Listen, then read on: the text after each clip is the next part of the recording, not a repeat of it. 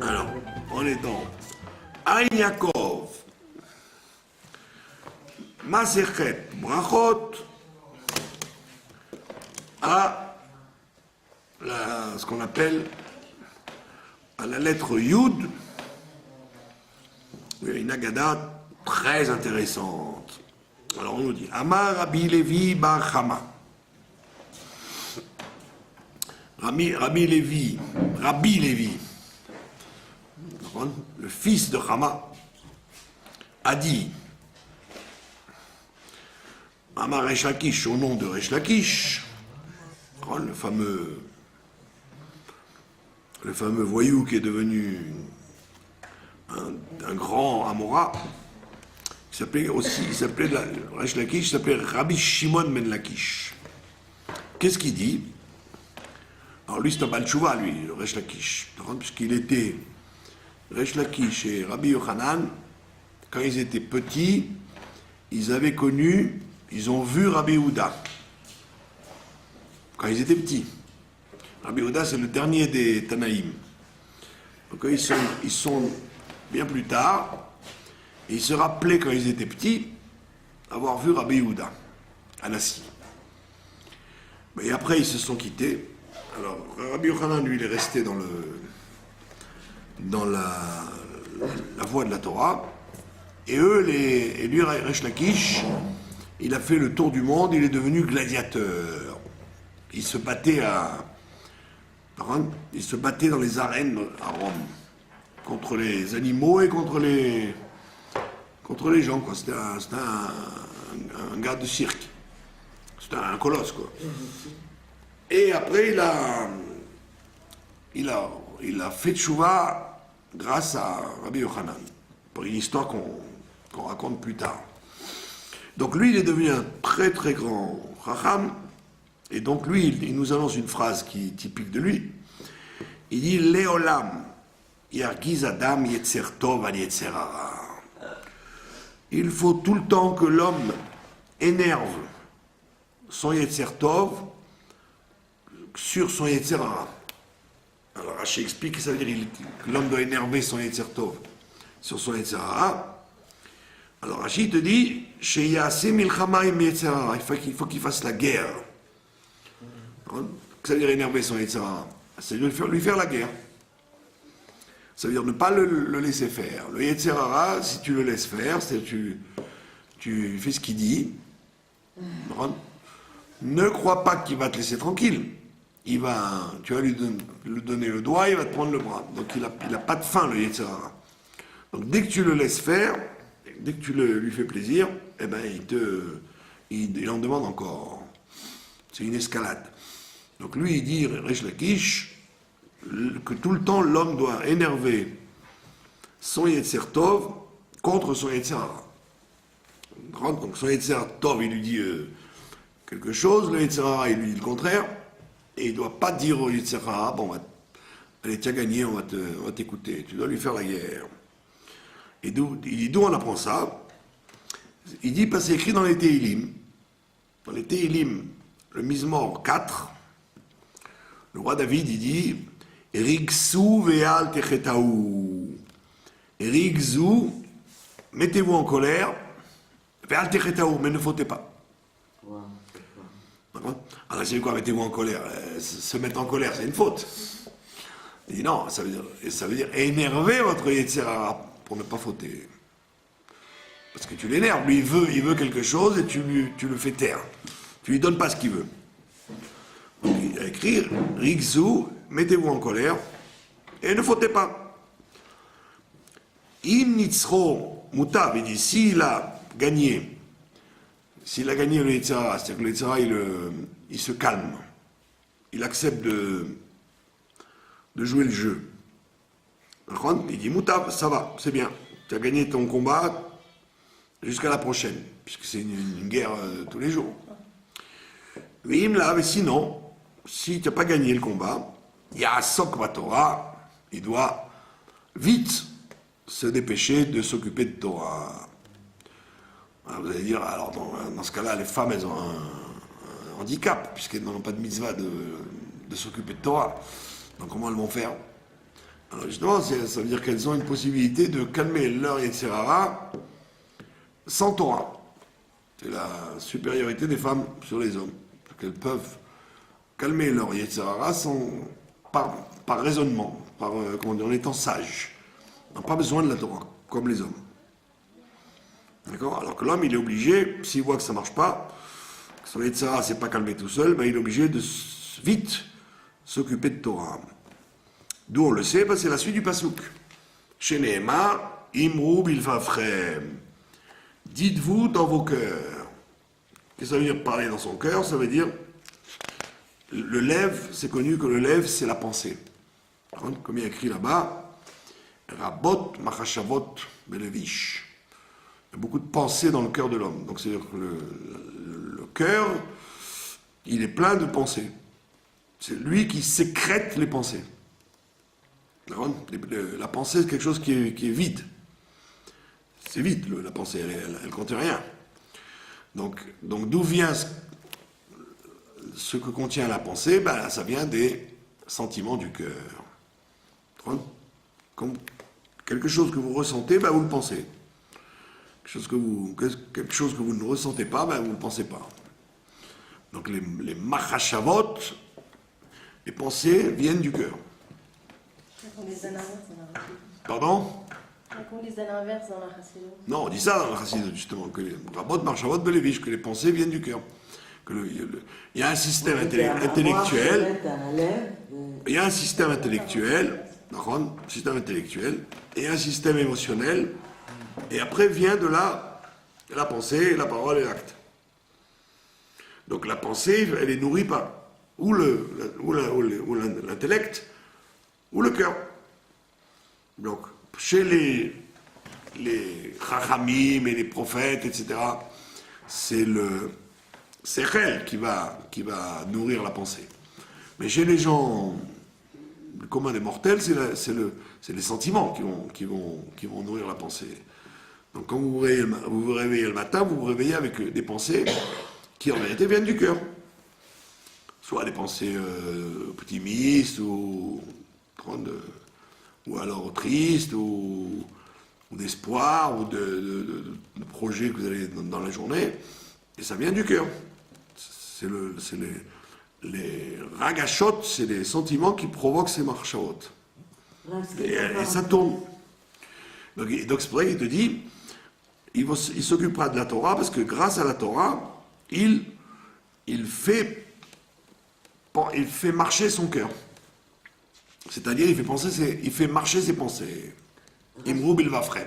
Ce qui est en parenthèse là, à la suite, après, c'est quoi?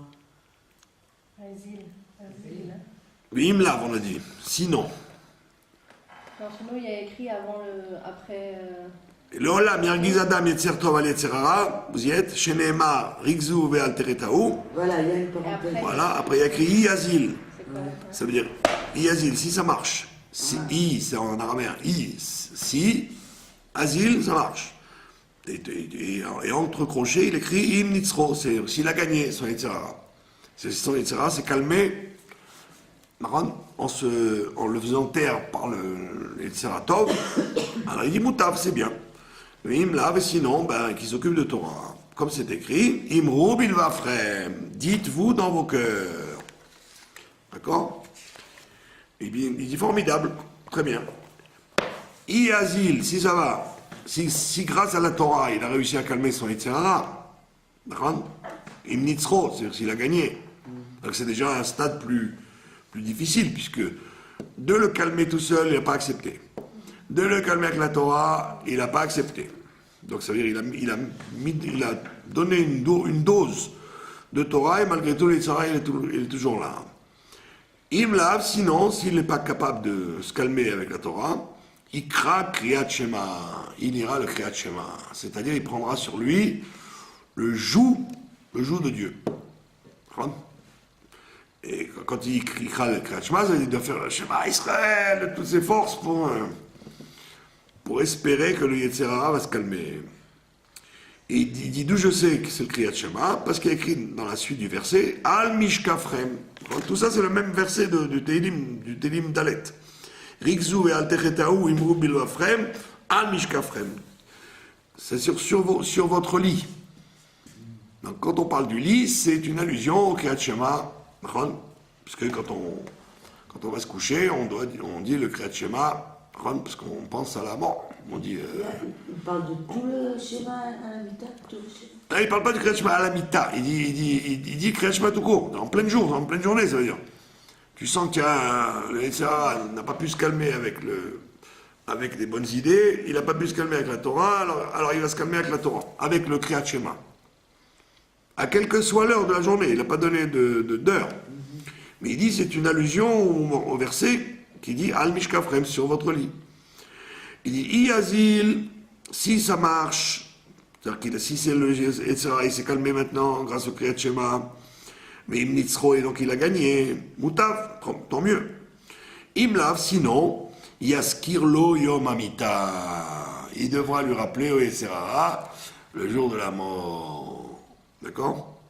Parce que vous avez, voilà, on sait très bien que l'être humain, il ne pense pas à l'ère de la mort. Il n'y a que quand il est très malade et vieux, etc., qu'il pense à la mort. Sinon, il pense qu'il est nitzri, puisqu'il fait des projets, il dit je vais faire ça, puis je vais faire ça, puis je vais faire ça, je vais faire ça. Vous voyez, comme les Français qui prévoient leurs vacances 2 ans à l'avance, ils prévoient leur mariage dans 3 ans, et leur aliyah dans 5 ans, et qui vont acheter un magasin, ils vont le vendre. Attends, mais qui te dit que tu vas vivre encore une demi-heure? Parce que l'homme ne pense pas à la mort, il pense qu'il est éternel. Depuis qu'il est enfant, jusqu'à ce qu'il soit malade et que ça l'inquiète, il ne pense pas à la mort.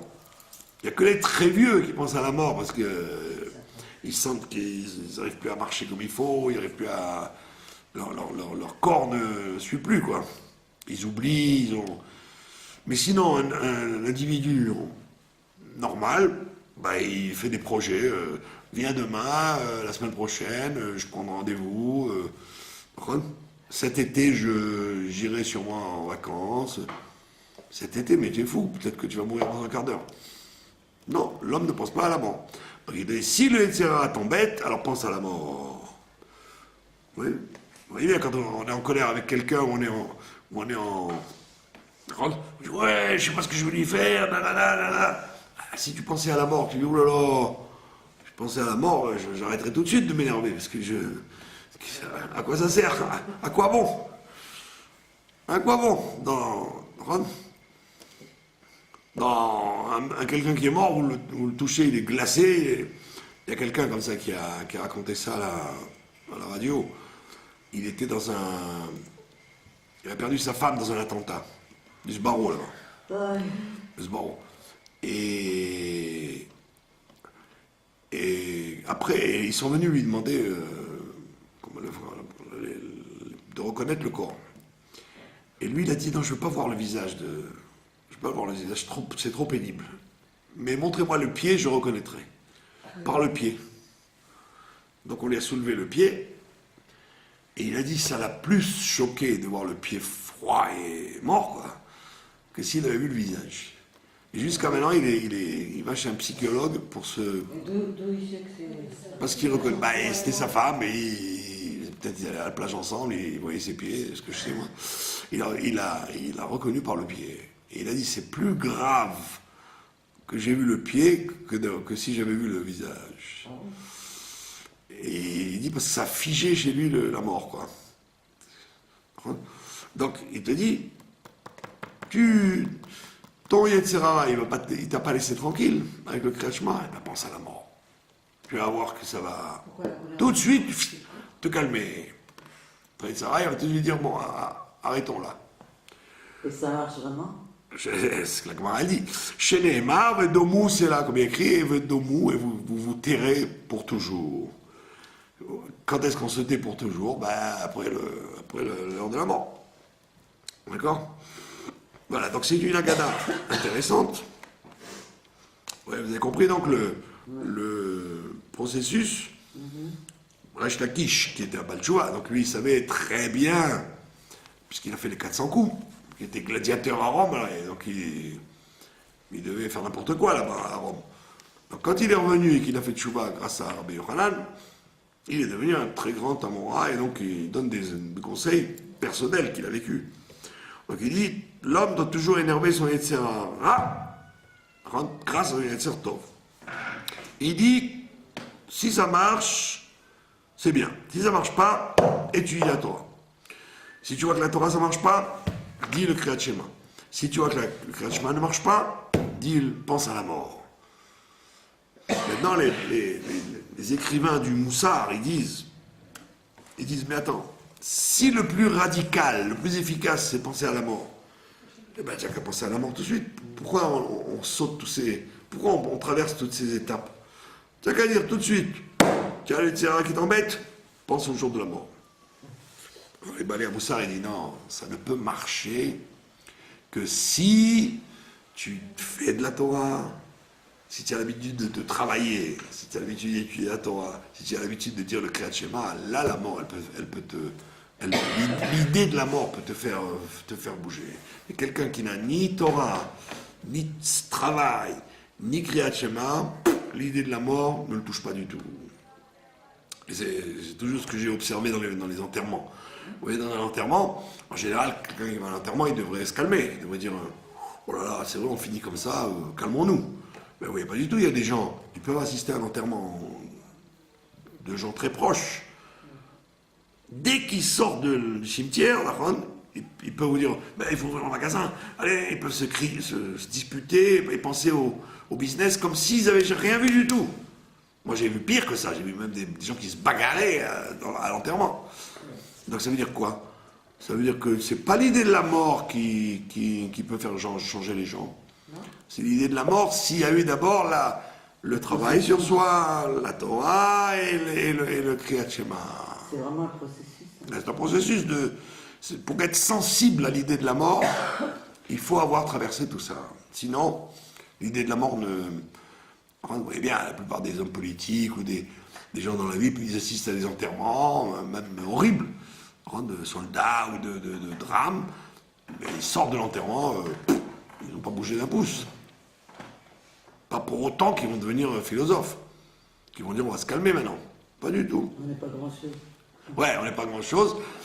Ils disent on n'est pas grand-chose, puis ils recommencent 3 minutes après. Moi, quand elle est morte, ma mère, j'arrêtais pas de rire, mais j'avais pris beaucoup de cachets. Alors j'étais... Oui, mais vous avez une âme pure, donc c'est différent. Vous avez une âme pure. On parle des hommes politiques ou des gens de la vie qui... J'avais droit tant de cachets, j'avais beaucoup de cachets, mais j'avais tant qu'il ne fallait pas que je dépasse la dose. Et bien de tous, j'ai pris le maximum. Ça fait que... Ouais. Kitsour, voilà donc l'enseignement de Resh Lakish. Maintenant... Rav, ça c'est de la Gemara, ça? C'est de la Gemara, ouais. C'est les histoires de la Gemara. C'est les contes, les agadotes, comment on appelle ça, les récits de la Gemara. C'est-à-dire, c'est pas de la halakha, quoi. Ouais. C'est pour illustrer les halakhot. Maintenant, Amar Rabbi Yitzhak, il dit une chose intéressante. Il dit Kol hakore kriyat shema al mitato, voilà, comme vous avez dit tout à l'heure. Toute personne qui va lire le kriyat shema avant de dormir, al mitato, Ke'ilu ochez cherev shel shte piyot beyado. Quand il lit le kriyat shema avant de dormir, c'est comme s'il attrapait un glaive avec deux lames. Quelle différence entre un cherev et un saïf?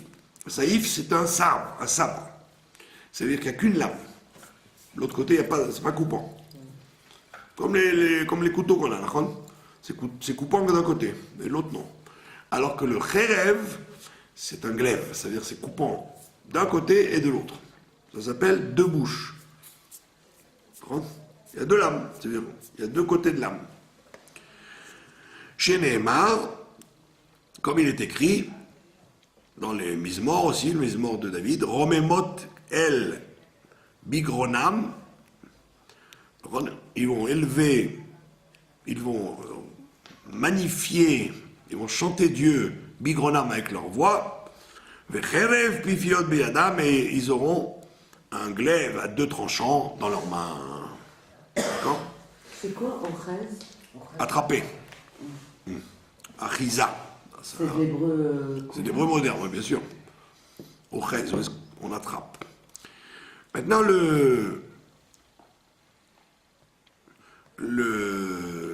qu'est-ce que ça veut dire c'est-à-dire la faculté du Kriyat Shema avant de dormir, c'est justement ça.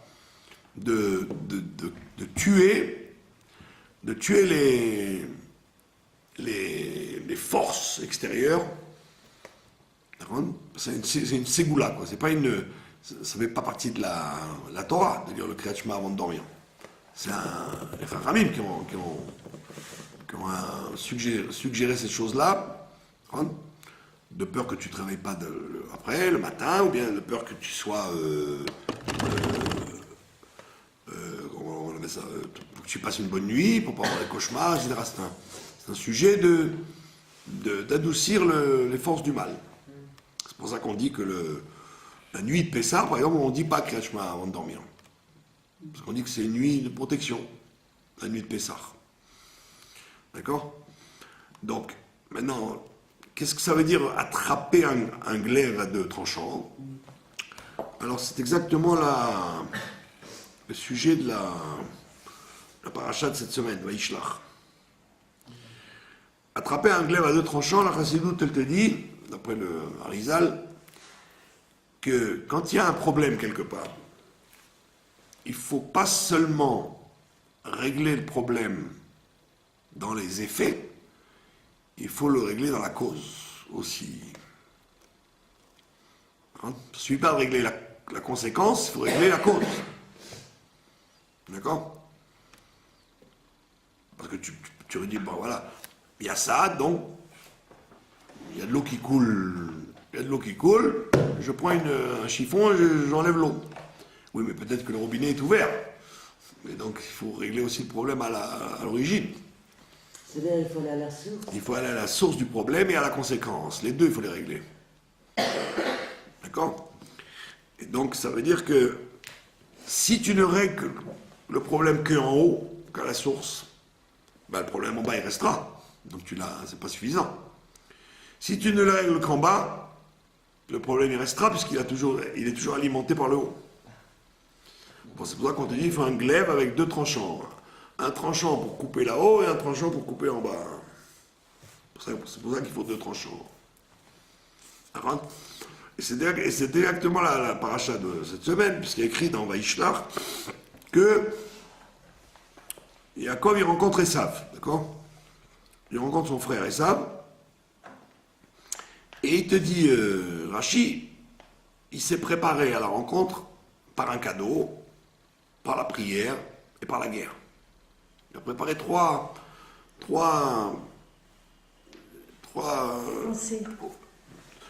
éventualités avec son frère. Le cadeau, la prière, pour que ça se passe bien, et la guerre, dans le cas où ça ne se passera pas bien. Mais si vous avez remarqué dans la paracha, avant de rencontrer son frère, il s'est battu avec l'ange de son frère. L'histoire de la guerre entre avec Yaakov et l'ange. Le passouk qui dit c'est un homme, il a rencontré un homme. Il s'est battu avec un homme. Et Rashi, le Midrash, il dit c'était pas un homme ragil, c'était l'ange d'Esav. Et quand l'ange d'Esav l'a béni, donc ça veut dire qu'il a dit je suis avec toi, après seulement il a pu rencontrer son frère. Ça veut dire qu'il a fait ce travail-là. Avant d'aller dire, je vais me battre avec lui, je vais lui faire des cadeaux, je vais prier, nanana. Ouais, regarde, avant de t'occuper de la conséquence du Esav, frère, occupe-toi de la racine de Esav, Shoresh d'Esav, l'ange d'Esav. Donc ça, on voit bien que cet exemple-là, de régler le problème à la racine, et après de le régler dans les conséquences, c'est indispensable quand tu veux finir avec un problème. Sinon, tu n'as jamais fini. Tu n'as réglé que la conséquence. Je vous dis, c'est le coup de la fuite d'eau. Tu peux rééponger jusqu'à demain matin. Si tu n'as pas réglé d'où ça vient la fuite d'eau, ça va continuer. Combien tu vas donner? 3000 chiffons. Tu es bête, tu n'as pas compris encore qu'il faut d'abord couper l'eau.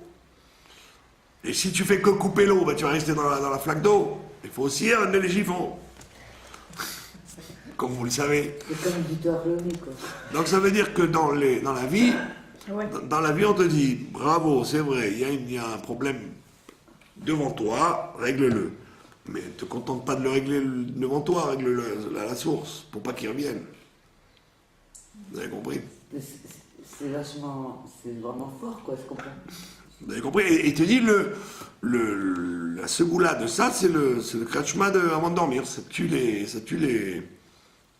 forces extérieures. C'est d'ailleurs une des raisons pour lesquelles les gens ils n'ont pas la nuit, parce qu'ils ont des problèmes.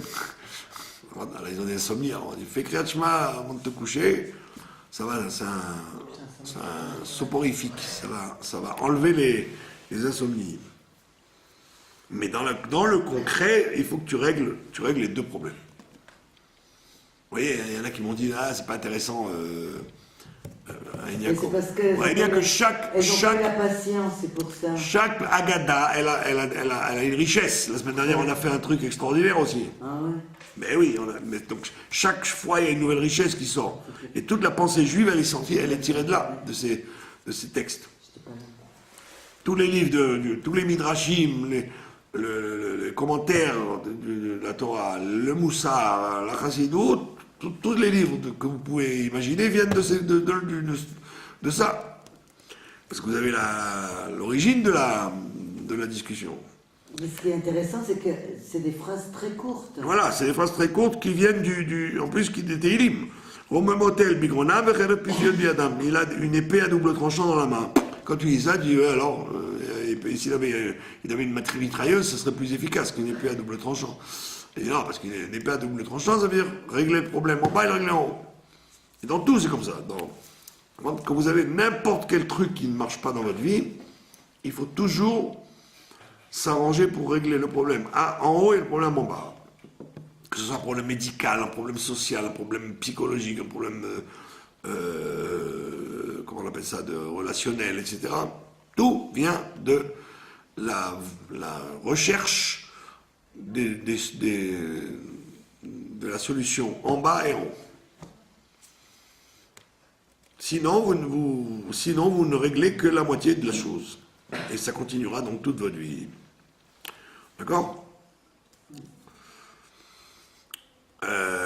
Maintenant, il te dit, Maïmashma. Qu'est-ce que ça veut dire? Amar Marzoutra. Il y a beaucoup de personnages. Il y a tous les Amoraïm, on appelle ça les Amoraïm, ceux qui ont écrit la Gemara. Mais Itema Ravashi, il y en a qui disent c'est Ravashi. Ravashi, c'est celui qui a écrit la Gemara. C'est celui qui a terminé la Gemara. Mereche Dikra, on l'apprend du début du Pasouk, qui dit, dans Teilim toujours, Yalzu Chassidim Bechavod. Les Chassidim, les gens pieux, ils vont se réjouir, Bechavod, avec honneur, Yeranenu al Mishkavotam, et ils vont chanter sur leur lit, dans leur lit. Qu'est-ce qu'ils vont chanter dans leur lit? On a dit, le lit c'est quoi? Le Kriyat Shema. Puisqu'il y a écrit, quand vous vous coucherez, quand vous lèverez. Donc on voit bien qu'il y a un sujet de, quand on se couche, de lier ça avec le Kriyat Shema. Alors, c'est pour ça qu'alachiquement, on n'est pas obligé de faire le Kriyat Shema dans son lit. On peut le faire même... moi, ça m'arrive quand j'ai dans un mariage que ça termine à 1h du matin, de le faire le Kriyat Shema dans la salle, devant le schnitzel. Hein. Ben oui, comme ça vous êtes tranquille. Comme ça vous êtes tranquille, vous rentrez chez vous. On peut? Ben oui, ça s'appelle Kriyat Shema au lit. En vérité, on le fait. On n'est pas obligé de le faire au lit, on le fait ni en pyjama. C'est dur à faire. Parce qu'on est fatigué et Ouais, il faut Tout et tu gardes la fin. non, Voilà, il c'est ça. avant et garde là. Vous pouvez le faire à n'importe quelle heure de la nuit, vous n'êtes pas obligé de le faire Faut à... le savoir aussi. Non, ouais. Vous avez rien à faire à 9h du soir, vous dites, tiens, bon, qu'est-ce que je fais? Ben, je fais Kriyat Shema à la mi-temps. Mais elle est folle, celle-là, à la mi-temps, elle n'est pas en pyjama. C'est pas grave, vous avez fait Kriyat Shema à la mi-temps. Donc il te dit, les chassidim, ils vont être joyeux, et ils vont chanter dans leur lit. Et juste après, il y a écrit Uktiv Batre, il y a écrit après, Romemotel, Bigronam, Vecherev, Pifiel, Biadam. Voilà, il te dit donc, il t'a expliqué Rabbi Yitzhak. T'es d'où Rabbi Yitzhak, il a tiré que ça voulait dire faire le Kriyat Shema, de dire de dire l'histoire qu'ils attraperont le glaive dans les mains, c'est parce qu'il y a écrit avant, qu'ils chanteront dans leur lit. Ils chanteront quoi? Le Kriyat Shema. Donc là, il t'a donné la source, nous on la prend. Et ça, c'est la première opinion, la première phrase de Rabbi Yitzhak. Mais Rabbi Yitzhak, il dit encore, Kol hakore Kriyat Shema al mitato, il te dit, toute personne qui lira le Kriyat Shema avant de se coucher, Mazikim bedelin mimenu, les anges maléfiques, les anges qui font du mal, on appelle ça les Mazikim, ils se sauvent de lui. Ils se sauvent de lui. C'est comme une mezouza, quoi. C'est un ange protecteur, le Kriyat Shema avant de dormir. Comme j'ai dit à des tas de gens, mais ils n'écoutent pas.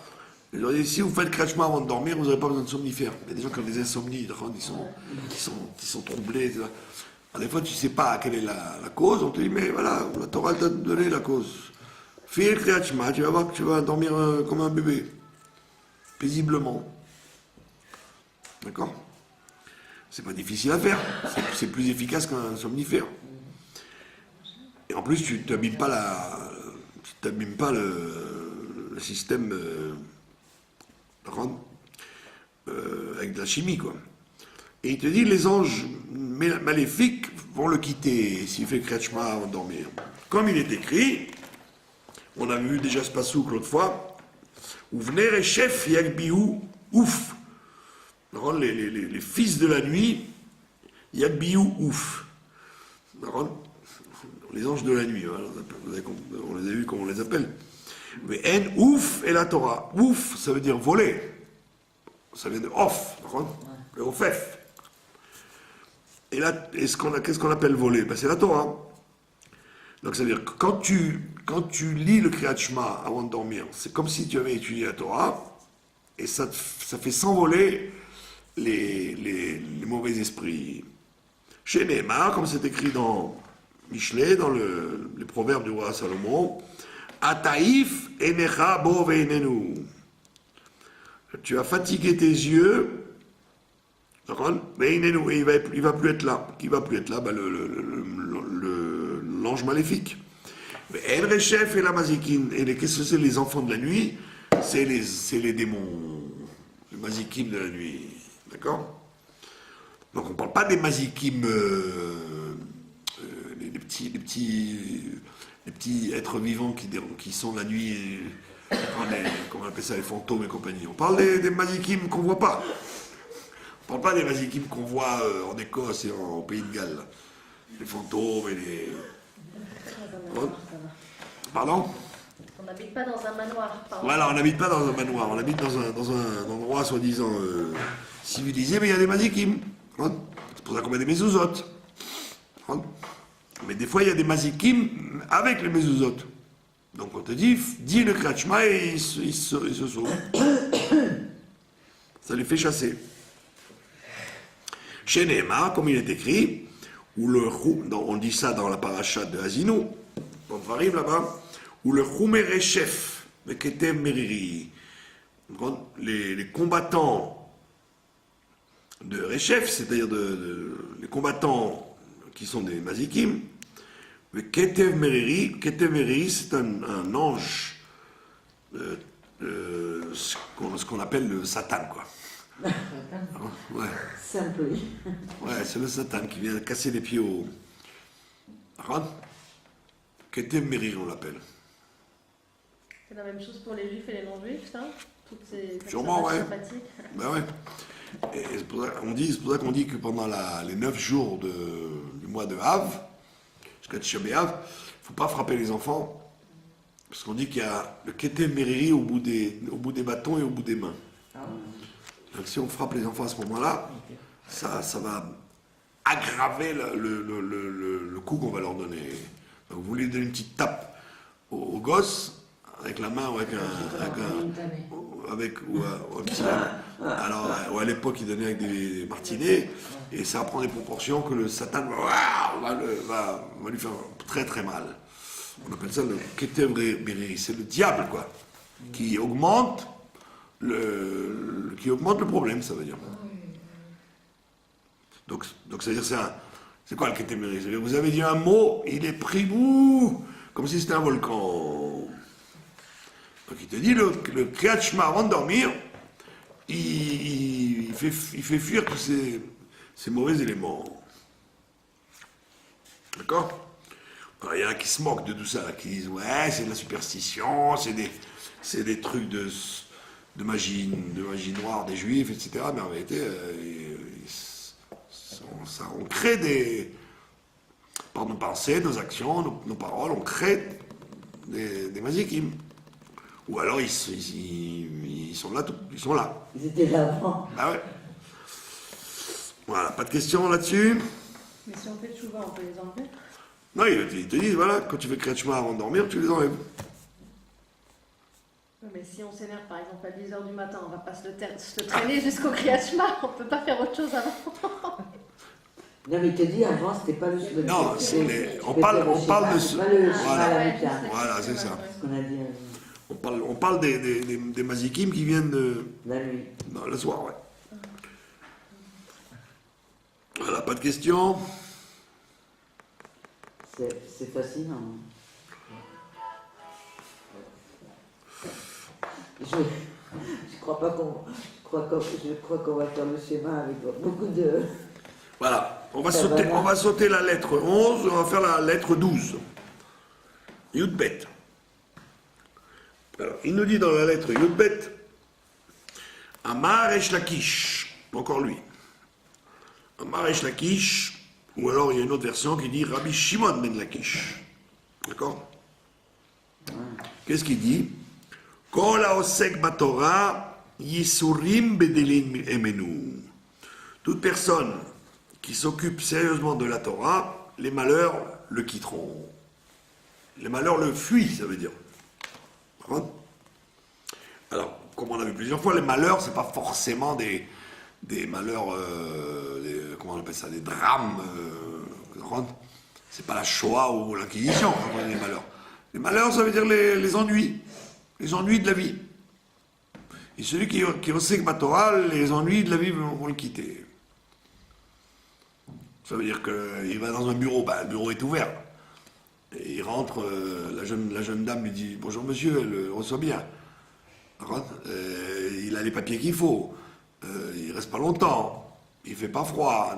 Il repart, il y a son bus qu'il n'a pas raté. C'est ça les souris. Qu'est-ce que c'est les souris? C'est qu'il s'est levé, il a mis le pied dans l'eau de l'Etilat Yadayim, on le met dans la pantoufle. Il a mis le café, il y a une panne de courant, d'accord? Où il avait oublié de mettre de l'eau, donc l'appareil saute. Il voulait mettre du sucre, il n'y avait plus de sucre, etc. La journée, ça s'appelle des Isurim. Moi, de temps en temps, il n'y a pas d'eau. Voilà, on ne parle pas de malheur on parle les embêtements de la vie qui vous rendent fou, quoi. D'accord? Il a mis son manteau, la manche s'est ouverte, etc. Celui qui s'occupe de Torah, sérieusement, les malheurs le fuient. C'est-à-dire que les choses vont s'engrainer comme il faut, quoi. D'accord? Il arrive au magasin, juste à ce moment-là, il ouvre. D'accord? Alors ça veut dire quoi s'occuper de Torah? Ça peut être pour les femmes aussi alors ou... Les femmes n'ont pas s'occuper. On parle de s'occuper de Torah pour les hommes, mais donc, comme on a vu les femmes, elles n'ont pas besoin de s'occuper de Torah de façon comme les hommes, mais ça veut dire avodat Hashem, quoi. Ça veut dire aimer son prochain, faire les mitzvot, s'occuper de tikkun haolam, quoi, d'arranger le monde. Alors celui qui fait les choses bien, il te dit, les malheurs le fuient. Chez Neymar, comme c'est écrit dans Yov, Ouvner Rechev Yagbi Ouf, comme il a recité le passage qu'on a vu, que les anges maléfiques vont partir. Mais Ouf et la Torah, on a dit, se sauver, c'est la Torah dont on parle. C'est la Torah qui les sauve, qui les fait se sauver. Quand la femme allume les bougies, par exemple. Vous voyez, avec tout ce qui se passe, c'est beaucoup de de Rabbanim qui disent qu'il faut faire attention au Shabbat. D'accentuer faire le Shabbat bien. Pourquoi? Parce qu'il y a plein de gens qui font mal le Shabbat. Ils allument les bougies, c'est un peu juste. Ils ne sont pas très scrupuleux d'allumer quand il fait bien jour. Ils ne sont pas scrupuleux que les bougies elles tiennent le temps du repas. Ils ne sont pas scrupuleux que des halachot du Shabbat. Ils se mettent en colère le Shabbat. C'est aussi un gros problème, comme il dit le Rachaim Akadosh. Il a écrit L'oteva wesh yom Shabbat. N'allumez pas du feu pendant Shabbat.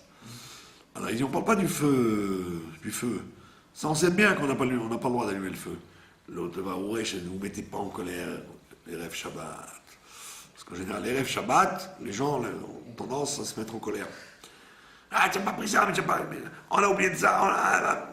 Et bon, c'est là avec les enfants, c'est là avec les voisins, avec le mari, avec tout le monde. Donc il calme le jeu et rêve Shabbat, et vendredi soir surtout. Vendredi soir, il y a un grand classique le vendredi soir, c'est au moment où vous allez faire le kidouche, le gosse qui renverse le vase, l'autre qui a glissé sur sa pantoufle, il s'est fendu la tête, enfin des trucs. On te dit, oh, calme-toi, ne prends rien au tragique. Je vous ai raconté une histoire d'une dame qui était à 8h du soir, elle frappe chez moi en hiver. À 8h du soir, il y a longtemps qu'on a. On a fini de manger. Presque, oui. Même si on mange tard, 8h du soir, vous êtes bien engagé dans l'hiver quand ça rentre à 4h. Elle frappe à la porte. Oh, comment ça va? Je viens de chercher un abri à la maison. Son mari, il a renversé la table. Il avait renversé la table. Parce qu'il n'y avait pas une salade comme il voulait, quoi. Elle n'a pas fait la salade comme il voulait. Enfin, un truc fou, quoi. Vous voyez un peu le genre de colère à cause d'une salade. Mais elle a demandé, elle s'est sauvée, quoi. Elle s'est carrément sauvée de la maison, carrément. Bon, donc pour vous dire que les gens, ils font pas le Shabbat comme il faut, pas parce qu'ils allument le feu ou qu'ils conduisent la voiture. Parce que des fois, ils parlent des choses qu'il ne faut pas parler, ils s'énervent pour des choses qu'il ne faut pas s'énerver. Il y a tout un sujet. C'est pour ça que le Rav Moshe Feinstein, il dit dans la Gemara, il a écrit, quand tu vas aux toilettes, tu dois prier que les anges des toilettes te laissent tranquille. Tu leur dis Shalom Aleichem, les anges des toilettes, parce qu'il y a des anges dans les toilettes, des anges maléfiques. Donc avant de rentrer, tu vas dire soyez gentils, j'arrive. Quand tu rentres dans une forêt, tu as une prière. Quand tu rentres dans ta midrash, tu as une prière. Quand tu rentres ici, tu as une prière. Le Rav Moshe Feinstein dit pourquoi on a enlevé tout ça? La seule chose qu'on dit, c'est quand on rentre à la maison vendredi soir. Shalom Aleichem, Malacha Sharet, Malacha. Pourquoi on a gardé ces anges-là? Tous les autres anges, on s'en fiche. Les anges du Beth Midrash, les anges des toilettes, les anges de la rue, les anges de la forêt, on s'en fiche. Les seuls anges qu'on ménage, c'est les gens qui viennent avec toi du Beth Knesset à la maison et tu leur fais Shalom Aleichem, Malacha Sharet.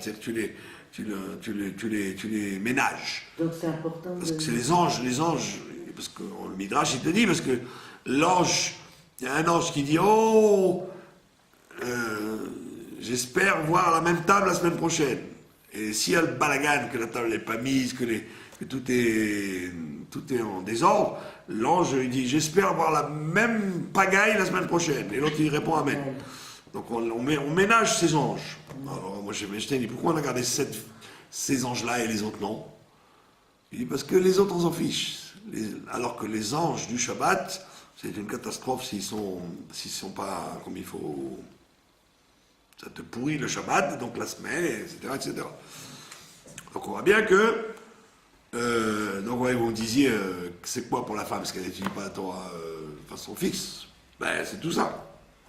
C'est de faire attention à tous ces trucs-là, que le Shabbat il y ait les bougies, que le Shabbat qu'on ait près de la chala, qu'on fasse les choses comme il faut. Et donc il te dit, si quelqu'un il fait les choses comme il faut, à ce moment-là, les malheurs le quitteront. Parce qu'il a été mashkia, il a investi dans les bonnes choses, les malheurs s'en iront de lui. D'accord? Et il te dit, mais qu'est-ce que c'est Réchef? Lui, il te dit, Réchef, c'est pas les anges négatifs. Ce sont les malheurs. Réchef, En Réchef, et là, Issourim. C'est quoi le Réchef? Réchef, c'est le feu, comme on dit, Rishpe Esh. Réchef, c'est les flammes. C'est quoi les flammes? C'est les malheurs qui brûlent. Chez Neymar, ou le Choumé Réchef, comme il y a écrit là-bas dans Azinou. Donc, Resh Lakish, il interprète un peu différemment que ce qu'on a vu. Amarle Rabbi Yochanan, donc son collègue Rabbi Yochanan, il lui a dit à Resh Lakish, ah, il dit, mais ça, ce que tu viens d'enseigner, que celui qui fait comme il faut la Torah, les Issourim le quitte, j'ai pas besoin de toi, j'ai pas besoin de Yov pour le savoir. Afilu tinokot shel bet Rabban yodim et oto. Même les enfants qui viennent d'arriver à l'école, ils le savent, ça. Que si tu fais la Torah comme il faut, les malheurs te quittent. Tu as besoin de m'amener Yov et Azinou. Tout le monde le sait, ça. Chez Nehemar, d'où je le sais, ben c'est écrit dans la paracha de Béchalach. Qu'est-ce qu'il dit là-bas? Après la mer Rouge, qu'est-ce qu'il y a écrit après la mer Rouge? Il y a eu l'histoire de l'eau. Il n'y avait pas d'eau. Du moins, il y avait de l'eau, mais elle était amère. Et Moshe Rabbeinu, il a jeté un bâton amer dans l'eau. Et le bâton amer a rendu l'eau amère douce. Et l'endroit, il s'appelait Mara. Ça veut dire amer. Et l'eau, elle est devenue douce. Et qu'est-ce que dit le verset? Il dit, Vayomer, Dieu a dit,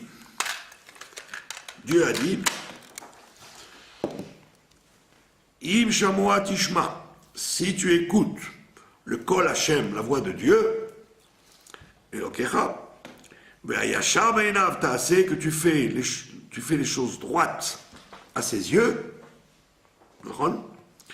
et bien qu'est-ce qu'elle dit après la Torah? Elle dit, toutes les maladies que j'ai mises sur l'Égypte, je ne les mettrai pas sur toi. Donc on voit bien que si tu fais ce qui est droit aux yeux de Dieu, tous les malheurs te quitteront. Donc j'ai pas besoin d'aller chercher Yov et Asino pour le savoir. Même un enfant qui a lu le passage de la mer Rouge, eh ben, il est au courant de ça.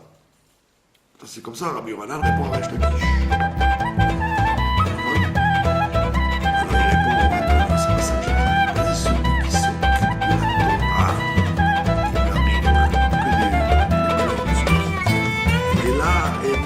Je te dirais, Kol she'efshar lo la'asok baTorah. On parle de quelqu'un qui aurait pu s'occuper, mais eno sek, et qui s'en est pas occupé. Akadosh Baruch Hu mevi alav isurim. Dieu lui envoie des problèmes. On parle, si quelqu'un par exemple il travaille, où il est occupé il marche, il fait des courses, il fait des choses, il n'est pas occupé à la Torah à ce moment-là. Alors lui on lui fait rien, on ne va pas être méchant avec lui. Il dit non, celui qui aurait pu s'occuper de la Torah, c'est qu'à ce moment-là, au lieu de s'occuper de la Torah, il s'est occupé de bêtises. Il a perdu du temps, alors lui on lui dit on va lui envoyer des malheurs, mechoarim, des malheurs, mechoar ça veut dire laid, pas des malheurs de luxe, mourir sur le bûcher ou dans le Kiddush Hashem. Non, des trucs mechoarim, ça veut dire. Je vous ai raconté le garçon qui était sorti du pressing avec un costume tout propre. Et il était content, alors il va vers sa cala, il avait un dos avec sa cala, alors dans sa cala, et puis Tom il a reçu un pot de peinture blanche sur le costume noir. Vous voyez un peu alors ça c'est la honte, comment on appelle ça, la catastrophe dans la rue, la cala qui se moque de lui, enfin et moi je me suis mis à rire, on a écrit Charlie Chaplin, mais... Vous avez vu ça? Ben oui, il sort du pressing, au lieu de garder la veste dans le sac en plastique, il l'a mise. propre. Et il sort, il va dans sa cala comme un beau, puis Tom, un idiot ou exprès, je sais pas, il renverse un pot de peinture blanche sur lui. Déjà, il faut le faire, d'arriver à toucher juste à ce moment-là avec le rendez-vous de la veste noire et du pot blanc. Il serait resté en chemise blanche. Ça va, chemise blanche, peinture blanche, c'est... Alors c'est ce qu'on appelle des issourim mechoarim, des malheurs dégoûtants. Pas des malheurs flatteurs. Un malheur flatteur, ça veut dire... comme celui-là là, qui s'est fait poignarder par la terroriste, aujourd'hui, c'est un malheur flatteur. C'est un héros, il a eu un attentat noble, il n'a rien eu, en plus, une petite égratignure. Ça, c'est un malheur de luxe. Parce que pour un héros, Shabbat, on va lui dire pshh, la carotte. Mais le mec qui reçoit un pot de peinture sur le costume, il a la honte de tout le monde. Oui, mais vous avez dit que la honte, elle enlève un truc au niveau du Gehinnom ou pas? Ouais, mais on te dit, ça, c'est si ça arrive, tu dois dire ça. Mais a priori, ne souhaite pas que ça arrive. Donc lui, il te dit, parce qu'il aurait pu s'occuper de la Torah, il s'en est pas occupé. Donc ça lui amène des malheurs dégoûtants, qui lui pourrissent la vie. D'accord? Comme c'est écrit dans les Tehillim, la tête, Ne'elamti Doumia. J'ai été obligé de me taire. Echesheti mitov.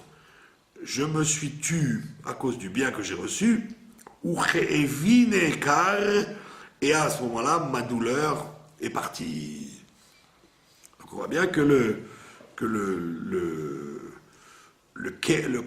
la douleur, il y a une douleur noble et il y a une douleur mechoeret, c'est-à-dire honteuse. D'accord?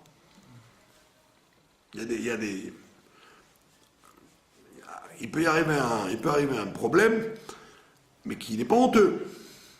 Un problème qui est honteux, c'est embêtant. Le gars, il se fait arrêter par la police, pas parce qu'il a manifesté pour la paix. Il est arrêté par la police parce qu'on lui dit vous avez attaqué une jeune fille. C'est honteux. Lui, il a plus honte que celui qui va se faire attaquer parce que oui, vous avez manifesté contre la paix en Chine. Donc il y a un malheur honteux et un malheur noble. Donc lui dit, le gars qui fait le zouave, qui aurait pu étudier la Torah, qui n'étudie pas, il va avoir des problèmes honteux. Mais en tov et la Torah, je n'ai marqué les kartov natati lachem. Donc il t'a dit le bien que dont parle David Amelech, c'est le bien qui s'appelle le bien de la Torah. Donc comme il n'a pas pu le faire comme il faut, le roi David, on lui a envoyé une souffrance qui lui a fait beaucoup de peine. D'accord? Et chez le roi David, la souffrance qui fait de la peine, c'est toujours son histoire d'avoir tué Uri pour se marier avec Bathsheba. C'est ça, c'est toujours ça, le traumatisme de David Amelech. C'est qu'il est toujours considéré l'adultère, et il a fait tuer un homme pour se marier avec sa femme. Ça la fout mal, le contexte.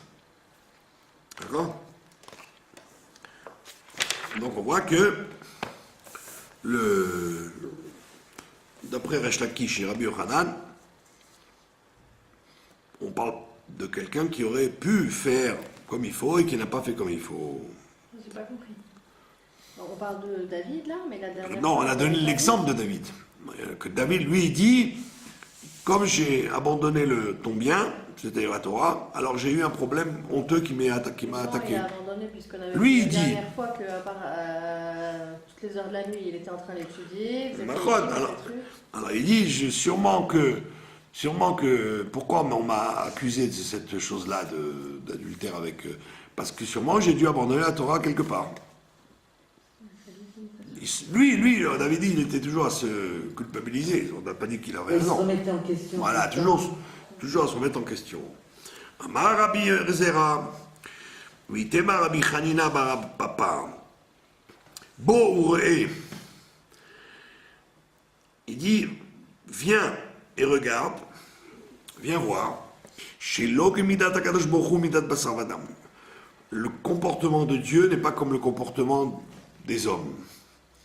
Midat Basar Vadam, les êtres humains, Adam Mocher Chefetz Lachavero. Quand un homme y vend un objet à son ami, Mocher Atsev, le vendeur il est triste et l'acheteur il est heureux. On parle de quelqu'un qui avait un objet de luxe. Rachid nous dit, il avait un objet de luxe et il a été obligé de le vendre parce qu'il n'a pas d'argent. Il se sépare avec peine. D'accord? Donc il dit, le gars qui l'achète, il est heureux. Et le gars qui le vend, il est triste.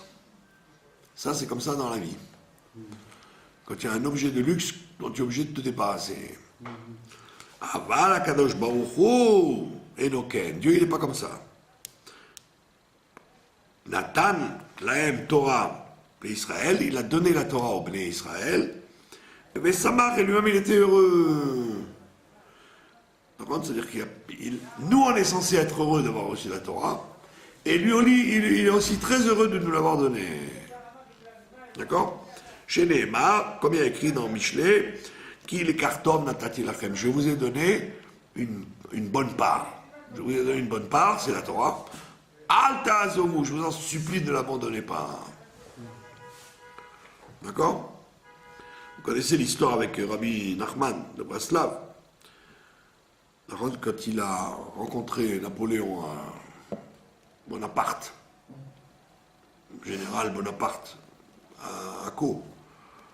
Il était en Israël, Bonaparte était en Égypte, après il était en Israël, et Rabbi Nachman l'a rencontré. Ils se sont rencontrés à Akko. Ils étaient jeunes tous les deux. Et Napoléon, il lui dit, Rabbi Nachman, il lui a dit, je te vois avec un très grand avenir. Mais il a dit, si tu veux un avenir pas comme il faut, tu seras brillant, mais tu vas très mal finir. Sinon, tu seras un général qui mourra vieux et tu feras beaucoup de bien. Tu dois choisir. C'était un prophète, Rabbi Nachman. Vous voyez, les gens ils disent Rabbi Nachman. Mais Nachman, c'était vous voyez, les contes qu'il a racontés, les trucs qu'il raconte, comment le monde il est avant le Mashiach. Les gens qui se deviennent tous fous et que les gens normaux ils vont dire qu'est-ce qu'on fait devant tout ça. C'est prophétique qu'il ait vu ça 2 siècles avant. D'accord? Alors les gens ils se trompent parce que quand il y a eu la discussion entre lui et le grand-père de Shpolé, il y avait une très grosse... pas le grand-père de Shpolé, le Rabbi Dapta. Le Rabbi Dapta, il voulait le mettre l'excommunier. Et le Rabbi Admor Azaken, il a voulu défendre. Il a défendu le Rabbi Nachman de Breslev.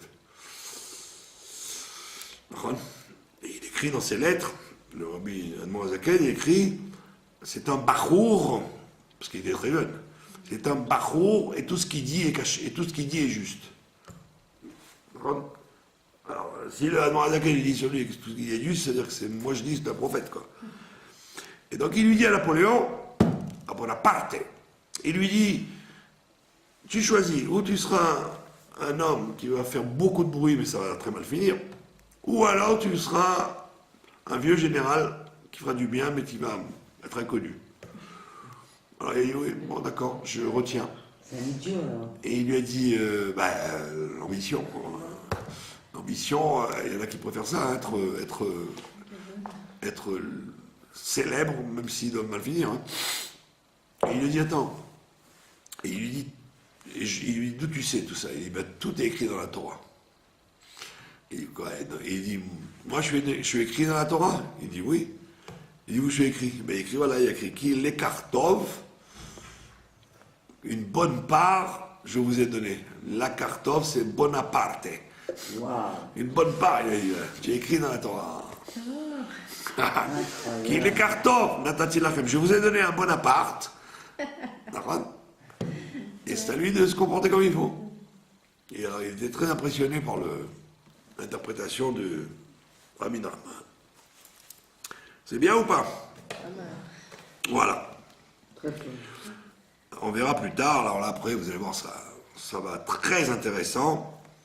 C'est tout le comportement qu'on doit avoir vis-à-vis des malheurs, quoi. Comment doit-on réagir? Waouh. Nadine. Voilà. Je vous remercie de votre attention. Merci, Raj.